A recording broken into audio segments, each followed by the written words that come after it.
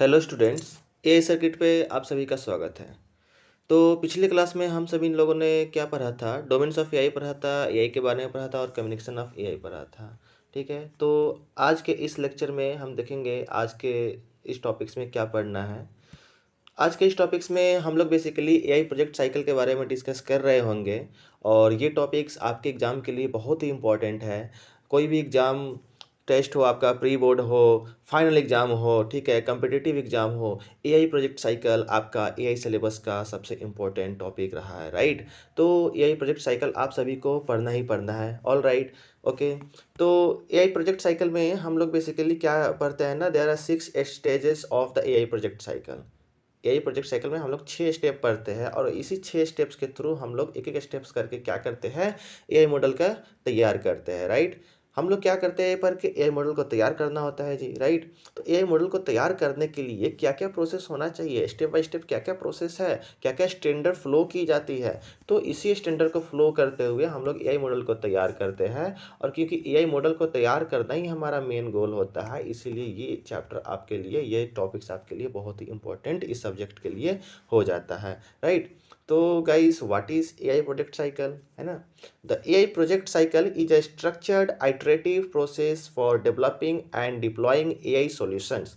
कहने का मतलब कि डेवलपिंग एंड डिप्लॉइंग, क्या? डेवलपिंग एंड डिप्लॉइंग कहने का मतलब कि जब आप एआई को डेवलप करते हो या एआई को कहीं पे डिप्लॉय करते हो, कहीं पे इंटीग्रेट करते हो, तो उसके लिए एक आइटरेटिव प्रोसेस होता है। उसके लिए एक आइटरेटिव, एक स्ट्रक्चर्ड प्रोसेस होता है। उसी प्रोसेस को हम एआई प्रोजेक्ट साइकिल बोलते हैं, है ना?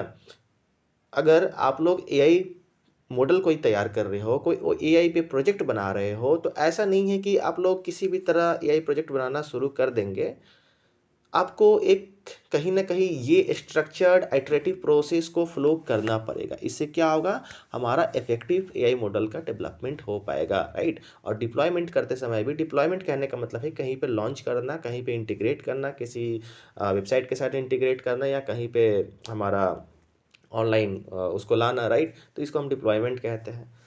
Okay, it typically involve 6 stages, 6 की स्टेजेस, राइट। तो इसमें देखो 6 स्टेजेस होगा, यहाँ पे 7 है हालांकि, तो 7 बेसिकली 6 होता है, लेकिन इसमें एक एक्सपेंड कर दिया है। कौन सा एक्सपेंडेड है? हाँ, model selection and training and model development को एक में इंक्लूड कर सकते हो तुम लोग, ठीक। या अगर एग्जाम में लिखने को आए तो साथ के साथ लिख सकते हो, लेकिन एमसीक्यू में अगर पूछा जाए कि how many stages of the AI project cycle, तो correct answer is 6, right. 6 stage होते हैं। तो समझ में आया what is AI project cycle. हमें क्या करना होता है? स्ट्रक्चर्ड आइटरेटिव प्रोसेस को फ्लो करना होता है। क्यों? एआई मॉडल को तैयार करने के लिए, एआई मॉडल को कहीं पे डिप्लॉय करने के लिए, ऑल राइट। अब देखते हैं एक एक स्टेज करके। एक एक स्टेज में हमारा सबसे पहले क्या है? Problem scoping and identification, problem requirements analysis, data collection and preparation, model selection and training, model का डेवलपमेंट, फिर model evaluation and validation, deployment and integration, and at the end monitoring and maintenance. तो ये सारे standard steps है जो कि आप लोगों को फॉलो करना है। कब? जब आप लोग एआई प्रोजेक्ट को बनाएंगे तब, राइट। तो एक एक जानते हैं सभी के बारे में। सबसे पहले, जब भी हम कोई प्रोजेक्ट बनाना शुरू करते हैं एआई में, तो क्या होता है ना, हमें किसी भी प्रॉब्लम का सॉल्यूशन ढूंढना होता है, राइट। किसी भी प्रॉब्लम का सॉल्यूशन ढूंढना होता है। प्रोजेक्ट बनाने का मतलब किसी प्रॉब्लम को हम सॉल्व कर दिए। हमारे सोसाइटी में बहुत सारे प्रॉब्लम है, हमारे कंट्री में बहुत सारे प्रॉब्लम है। उस प्रॉब्लम को उठा के हमने सॉल्व करना शुरू किया और सॉल्व करने के बाद ऐसा सॉल्यूशन अपने सोसाइटी को दिया ताकि हमारे सोसाइटी को क्या हो, उसका लाइफ आसान हो जाए, राइट। तो सबसे पहले सॉल्यूशन देने से पहले हमें क्या जानना होगा? सबसे पहला स्टेप तो प्रॉब्लम जानना होगा ना जी। तो प्रॉब्लम जानना होगा तो पहला स्टेप हमारा होगा प्रॉब्लम आइडेंटिफिकेशन एंड स्कोपिंग।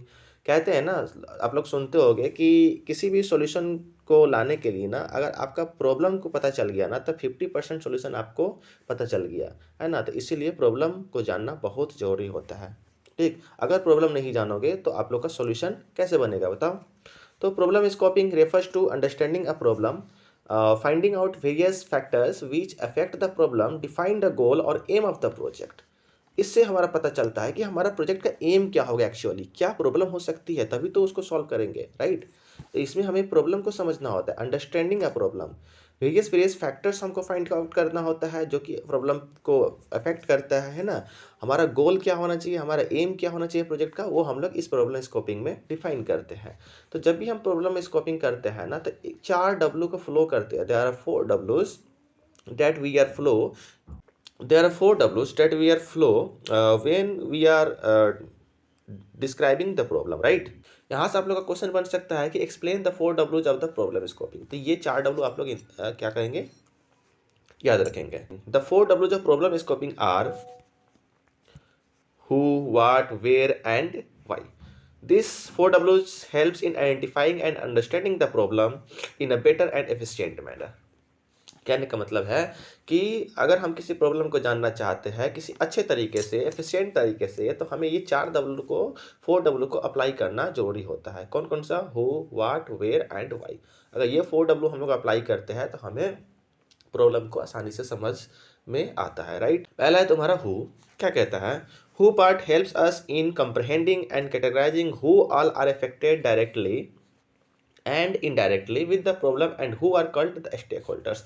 ये बताता है कि हमारा स्टेक होल्डर्स कौन होने वाला है और हम जो प्रोजेक्ट करने वाले हैं उससे डायरेक्टली और इनडायरेक्टली इस प्रोजेक्ट से कौन अफेक्टेड होने वाले हैं, राइट। यानी कि किस सोसाइटी का हम प्रॉब्लम सॉल्व करने वाले हैं, किसका प्रॉब्लम है, इसका सॉल्यूशन हम देने वाले हैं, कौन है जो इस, यानी कहने का मतलब कि इसमें स्टेक होल्डर्स बेसिकली कौन होने वाला होगा, राइट। तो हम पहले ये डिफाइन करेंगे। दूसरा है what. What part help us in understanding and identifying the nature of the problem. यानी कि हम जो प्रॉब्लम को सिलेक्ट किए हैं, हम लोगों ने जो प्रॉब्लम को सिलेक्ट किया है उसका नेचर कैसा होने वाला है, ठीक है। कहने का मतलब कि अगर कोई प्रोजेक्ट का कोई प्रॉब्लम लिए, तो फॉर एग्जांपल आपके स्कूल में बहुत सारे बच्चे लंच लाते हैं, उस वो वेस्ट होता है, तो ये एक तरह का प्रॉब्लम है, तो इस पे हम कोई सॉल्यूशन ढूंढ सकते हैं, राइट। तो ये हमारा कहता है वाट पार्ट में कि identifying the nature of the problem. तो आपके स्कूल वाले जो प्रोजेक्ट उठाया, वो प्रॉब्लम का नेचर ऑफ द प्रॉब्लम क्या होगा, उसका नेचर ऑफ द प्रॉब्लम क्या होगा कि आप कहीं ना कहीं किसी फूड वेस्टेज को कम करने के लिए एक प्रोजेक्ट को कंप्लीट करने जा रहे हो, और कहाँ पे हेल्प करेगा, तो वो वाला पार्ट हम लोग वेयर में देखेंगे। Where does the problem arise, situation, context and location. Where में क्या कहता है कि आपका सिचुएशन कहाँ होगा, कंटेक्स्ट कैसा होगा एंड लोकेशन क्या होगा। तो आपके एक प्रोजेक्ट के लिए जो मैंने बताया, फूड वेस्टेज के लिए, फूड वेस्ट ना हो इसके लिए आपको एक प्रोजेक्ट बनाना है स्कूल में आपने, ठीक है, जहाँ पे क्या करे, एआई बेस्ड कुछ ऐसा सिस्टम हो जो कि फूड वेस्टेज को बचा पाए, राइट। तो वेयर पार्ट कहेगा कि इस प्रोजेक्ट के लिए आपका सिचुएशन क्या होगा, कंटेक्स्ट क्या होगा एंड लोकेशन क्या होगा। लोकेशन आपका स्कूल का होगा, ठीक है, कंटेक्स्ट क्या होगा, फूड वेस्टेज को बचाना है, राइट, है ना। तो ये सारे चीज़ आया बात समझ में। ओके, नेक्स्ट आता है वाई। वाई कहता है कि why is the given problem worth solving. ये प्रॉब्लम सॉल्व वर्थ सॉल्विंग ही क्यों होगा, राइट। जो हमारा दिया गया प्रॉब्लम है, ऐसा नहीं है कि जो आप लोग प्रॉब्लम उठाओगे वही प्रॉब्लम एक्चुअली हमारा एग्जिस्ट करता है, नहीं ना। वो क्या होना चाहिए, वर्थ सॉल्विंग होना चाहिए, राइट। तो ये बात हमको वाई में ध्यान देना है। तो ये देयर आर 4 Ws, राइट। तो आप लोगों को क्या करना है, 4 Ws ऑफ प्रॉब्लम स्कोपिंग को एकदम अच्छे से पढ़ना है, राइट। अगर कहीं प्रॉब्लम होता है तो कमेंट करोगे, वहाँ पे हम लोग देखेंगे कि क्या आपका डाउट होने वाला है, फिर अगर जरूरत पड़े तो नेक्स्ट वीडियो में हम लोग इसको कवर करेंगे। ओके, चलो। दूसरा साइकिल, एआई प्रोजेक्ट साइकिल का दूसरा स्टेज आता है आपका data collection and preparation. Data collection and preparation कहने का मतलब है कि जब हम लोग को प्रॉब्लम पता चल गया, तो उस प्रॉब्लम से रिगार्डिंग हम लोग क्या करते हैं, डेटा को कलेक्ट करते हैं, राइट। और डेटा कलेक्ट करने के बाद उसको प्रिपेयर करते हैं। डेटा कलेक्शन एंड प्रिपरेशन क्यों जरूरी है, क्योंकि हम लोग जानते हैं कि जब भी हम लोग एआई मॉडल को तैयार करते हैं तो क्या करते हैं, हमें डेटा को फेड करना होता है मशीन में, राइट। मशीन में हमें डेटा को फेड करना होता है, या मॉडल को हमें क्या करना होता है, डेटा फेड करना होता है। तो डेटा हम कलेक्ट करेंगे ना उसके लिए, राइट, तभी तो हम उसको फेड कर पाएंगे। और डेटा कलेक्ट करेंगे तो ऐसा नहीं कि जैसा डेटा हमें मिला वैसा डेटा फेड कर देना है, उसका प्रिपरेशन भी करना होता है। बिफोर फेडिंग द डेटा हमें क्या जरूरी होता है, preparation of the data, right. तो डेटा प्रिपेयर करेंगे उसके लिए, राइट। तो वही है, जब डेटा कलेक्शन की बात आती है तो वही चीज़ होता है। डेटा एक्विजिशन एक टॉपिक्स है जो कि आपको सिंगल क्वेश्चन में पूछ सकता है, what is data acquisition and what are the data set, types of data sets को बताओ, राइट। तो ये चीज़ें हमें देखना है। तो बेसिकली डेटा एक्विजिशन का मतलब ही होता है कि हम लोग डेटा कलेक्ट करते हैं, collecting the data, right, the process of collecting accurate and reliable data to work with. Accurate and reliable data कहने का मतलब है कि हमारा ऐसा डेटा जो हमारे प्रोजेक्ट के लिए काम आए, ठीक है। तो ये हमारा होता है data acquisition. Data acquisition basically हम लोग दो तरह से करते हैं, एक primary source of data acquisition और एक secondary source of data acquisition. Primary source कहने का मतलब है कि हम जाके उसी लोकेशन पे हम लोग डेटा जाकर कलेक्ट कर लेते हैं खुद से, और secondary source of data collection कहने का मतलब है कि कोई इसमें थर्ड पार्टी हमको डेटा दे रहा होता है। फॉर एग्जाम्पल एक कैगल करके सॉफ्टवेयर आता है, ठीक है, वहाँ पे आपको बहुत सारे डेटा मिल जाता है, तो ये हमारा secondary source of data acquisition हो गया, है ना। गूगल से भी हम लोग डेटा ले सकते हैं, और भी बहुत सारे थर्ड पार्टी होते हैं जो कि हमें डेटा प्रोवाइड करता है, ठीक है। तो आइए अब डेटा सेट्स को देखते हैं। डेटा सेट्स कहने का मतलब कि प्रिपेयर्ड डेटा जब हम लोग बना लेते हैं ना, तो एक डेटा सेट तैयार करते हैं जो कि हमें मशीन को फीड करना होता है, ठीक है। तो उस डेटा सेट में हम दो तरह से बांटते हैं, एक तो होता है हमारा ट्रेनिंग डेटा सेट और दूसरा क्या होता है testing data set. Training data set हम लोग यूज करते हैं मॉडल को ट्रेन करने के लिए, और टेस्टिंग डेटा सेट हम लोग यूज करते हैं मॉडल को टेस्ट करने के लिए, ठीक है। ट्रेनिंग डेटा सेट का साइज अप्रोक्स हमारा 20 to 80% होता है ना, और टेस्टिंग डेटा सेट का साइज हम लोग का अप्रोक्स 20 to 30% होता है। कहने का मतलब कि हम लोग ज़्यादा से ज़्यादा डेटा सेट में से ना डेटा को कहाँ रखते हैं, ट्रेनिंग सेट में रखते हैं, और टेस्टिंग सेट में कम रखते हैं, ठीक है। ट्रेनिंग सेट का मतलब कि हम जो मशीन को सिखा रहे हैं उसके लिए डेटा। टेस्टिंग सेट का मतलब जो हम मशीन से पूछ रहे हैं, उसे टेस्ट कर रहे हैं, उसको जांच रहे हैं, उसके लिए डेटा, ठीक है। तीसरा आपका आता है model selection and training. Model selection का कहने का मतलब कि जब हम लोग का डेटा प्रिपेयर हो गया, पहले हम लोगों ने क्या किया, प्रॉब्लम को आइडेंटिफाई किया, फिर डेटा को कलेक्ट किया, डेटा को प्रिपेयर किया, ठीक है, उसको बांटा ट्रेनिंग सेट में, टेस्टिंग सेट में, ठीक है, सारे डेटा को क्या ऑर्गेनाइज कर दिया। उसके बाद हम लोग क्या करेंगे, मॉडल का सिलेक्शन करेंगे, यानी कि कोई एक एल्गोरिदम को पिकअप करेंगे मॉडल को ट्रेन करने के लिए। तो वही चीज़ है model selection and training. Model को सिलेक्ट करते हैं फिर उसको ट्रेन करते हैं। क्या है इसमें, choosing the appropriate AI model based on the problem type and data characteristics, then training the model using the prepared data. Model को जब भी हम लोग ट्रेन करते हैं ना, तो प्रिपेयर्ड डेटा का यूज करते हैं। आप लोग का क्वेश्चन बन सकता है कि why data is important for model training, है ना। तो आप लोग बताओगे सिंपल सा कि बिना डेटा का मॉडल ट्रेनिंग जरूरी ही नहीं है। जैसे कि बिना स्टडी मटेरियल का कोई स्टूडेंट पढ़ नहीं सकता ना, उसी तरह आपका मशीन लर्न नहीं कर सकता विदाउट एनी डेटा, राइट। तो वही है the then training the model using the prepared data. उसके बाद आपका स्टेज आता है नंबर 4 स्टेज, इवैल्यूएशन एंड वैलिडेशन।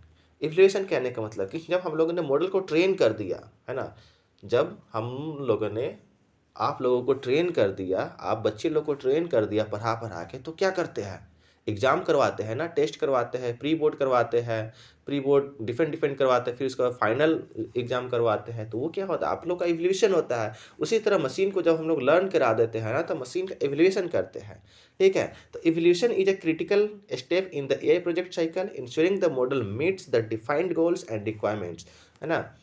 क्या क्या डिफाइंड गोल्स था हमारा, क्या क्या रिक्वायरमेंट्स था, वो फुलफिल हो पा रहा है कि नहीं हो पा रहा है, उस चीज़ को चेक करने के लिए हम लोग इवैल्यूएशन प्रोसेस को अप्लाई करते हैं। और जब इवैल्यूएशन हो जाता है ना, अगर सब कुछ सक्सेस हो जाता है, अगर आप लोग स्कूल में एग्जाम देते हो और पास हो जाते हो, तो पास का एक मुहर लग जाता है ना आप लोगों के पास। तो डेट आर कॉल्ड वैलिडेशन, यानी कि मार्कशीट बन के आ जाता है, तो आप वैलिडेट हो जाते हो कि आप लोगों ने 10th पास कर लिया, है ना। उसी तरह जब मॉडल का इवैल्यूएशन हो जाता है, तो उसको हम लोग क्या कर देते हैं, वैलिडेट कर देते हैं, right. This involves using a separate data set, वही जो ऊपर मैंने बताया टेस्टिंग डेटा सेट, यहाँ पे हम लोग यूज करते हैं मॉडल को इवैल्यूएट करने के लिए।